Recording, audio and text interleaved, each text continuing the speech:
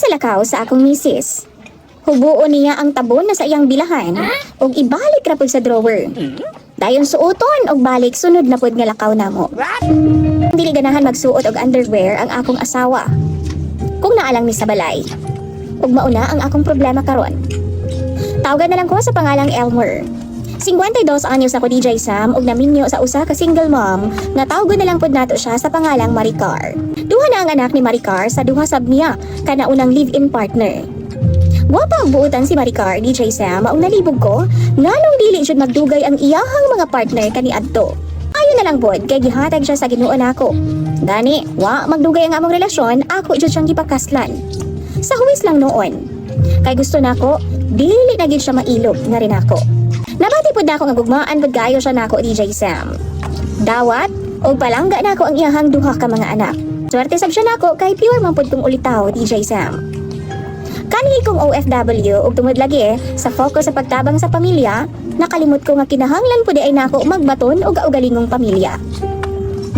Ang akong problema DJ Sam, human man good sa kasal namo sa akong misis nga si Maricar. Na-discover nako ang iyang kabuang.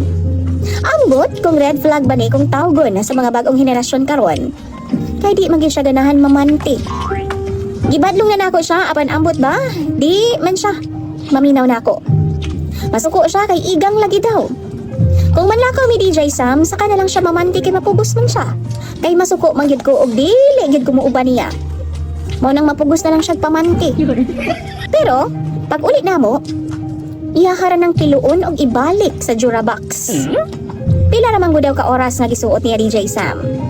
Sunod lakaw ana, mao na gihapon ang iyang suoton nga underwear. Ako ana sab siyang gibadlong kabahay ni ani DJ Sam pero masuko naman hinuon siya.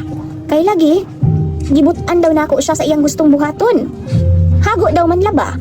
Usahay DJ Sam, hinuko na kog kuha ang iyang hinubo nga panty sa aparador kay akong ibutang sa labhonon. Masuko man siya, pero di na lang gid ko maminaw. Alangan naman masagol sa mga hinlo pa namo nga mga brief. Manimaho itaong kabahong. Amino ninyo girls, bisan pa man kadali ra ninyo suoton. Naadyo na'y amoy nga mahibilin. Ug matakod na sa mga limpyo nga underwear. Mao na karon ang akong problema sa akong asawa. Kung masakpan lang nako, makuha. Pero wa baya pod ko sa bahay permi DJ Sam. Usahay mamalengke na siya magpanty. Inig uli, ibalik ra pod sa butanganan ang iyahang panty DJ Sam. Ay nako, nalibog na gid ko. Inig ukab intaw na ako inig kabuntag sa drawer namo DJ Sam human og ligo na ako sa buntag. Kay lagi ipon naman pod mig butanganan. Manimaho intawong tiil.